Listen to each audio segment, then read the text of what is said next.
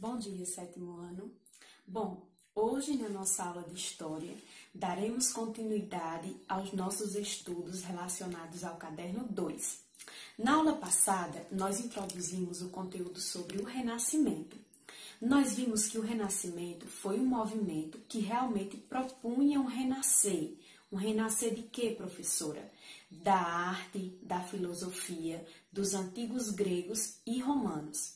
E nós estudamos o movimento base para que acontecesse o Renascimento, que foi o humanismo, que logo mais nós veremos as principais características sobre ele. Nós vimos que nesse período houveram grandes mudanças e principalmente relacionadas à educação. A educação ela passou a ser uma educação laica a partir do humanismo. Educação laica sem influência da religião.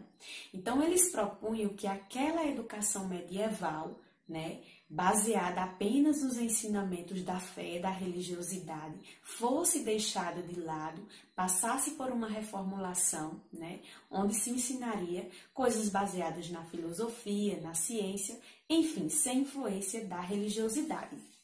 Eu disse para vocês que nós teríamos nesse capítulo uma imagem condutora. Então, eu já quero que você pegue aí o seu livro, seu caderno 2, e abra na página 8 para a gente observar mais uma vez a nossa imagem, que nós já destacamos também na aula anterior. Essa pintura, ela é uma pintura, que recebe o nome Escola de Atenas, é um afresco. E ela foi encomendada lá no ano de 1509 pelo Papa Júlio II.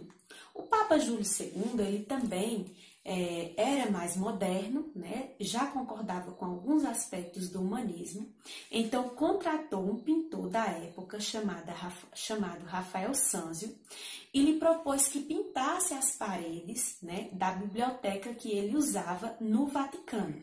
Então, essas pinturas elas tinham vários temas: direito, poesia, filosofia. E em uma das paredes, Rafael Sanzio fez essa pintura da Escola de Atenas, onde ele reuniu vários filósofos, vários estudiosos, artistas da antiguidade com artistas da atualidade.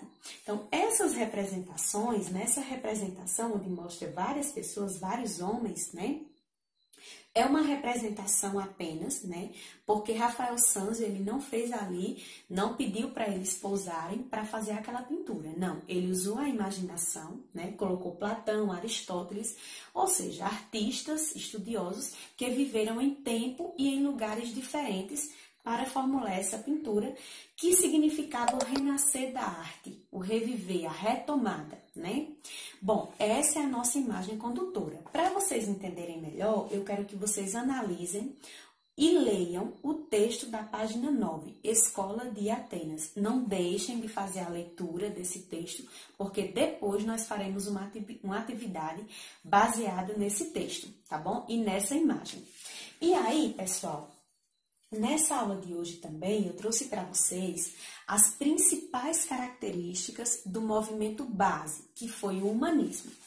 Os humanistas, como eu disse para vocês, eles queriam que deixasse de lado toda aquela tradição medieval.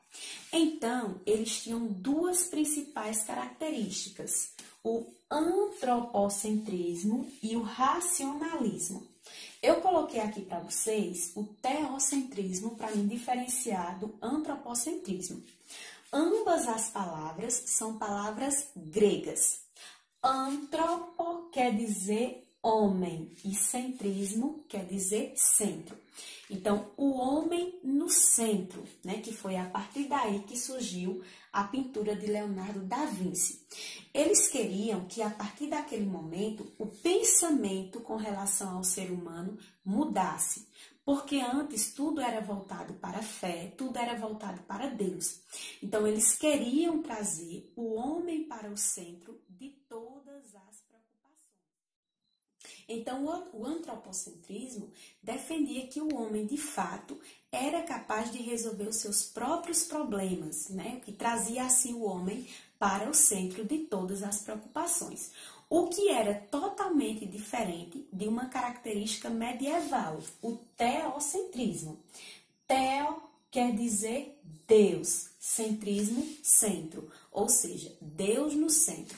Nessa época aqui, vou até colocar para vocês não se confundirem, né? Período medieval, eles acreditavam e defendiam, principalmente a Igreja Católica, que o homem, né, não deveria estar no centro e sim Deus, porque tudo viria de explicação divina, né? Então, nós vemos aqui que uma teoria, né, uma ideia é totalmente diferente da outra. Uma tem o homem como centro, que é característica do humanismo, e a outra, que é uma característica da Idade Medieval, tem Deus como centro. Essa própria imagem nos faz remeter a essa ideia de antropocentrismo, né? Ou seja, de homem no centro de tudo, capaz de resolver seus principais problemas e também, né, o centro de todas as preocupações, ok? Não esqueça aí da diferenciação dessas duas ideias. A segunda característica muito importante do humanismo é o racionalismo. Essa palavra racionalismo, né, vem da palavra razão. Então, os humanistas, eles eram voltados totalmente para a razão, diferente do período medieval, que era para o sentimento. Então, para eles, tudo deveria ter uma explicação lógica e racional. Claro, observando as práticas do dia a dia. Então, aqui no humanismo é deixado de lado essa parte sentimental e é levado para a explicação lógica. Aí você diz, professora, mas diante de tudo, diante do antropocentrismo, do racionalismo, é correto dizer que os humanistas, eles eram ateus? Ou seja, não acreditavam em Deus? Não, não é correto. Eles não eram ateus. Eles apenas buscavam explicações lógicas que não eram baseadas na fé. Mas diante disso, mesmo assim, nós não podemos dizer que eles eram ateus, porque muitos humanistas até se baseavam em algumas ideias cristãs. A mudança aqui que nós temos é que eles tiram aquela ideia de que tudo parte de uma coisa divina, de que tudo é uma coisa divina, né? Tira-se essa ideia e traz o homem como o centro das preocupações e como ser inteligente, né? Capaz de resolver seus problemas e capaz de conseguir muito além dos seus objetivos, tá certo? Então, não esqueçam, duas principais características do nosso movimento base, o humanismo, né? Antropocentrismo, por favor, não esqueçam, e racionalismo, tá certo? As duas principais características do humanismo.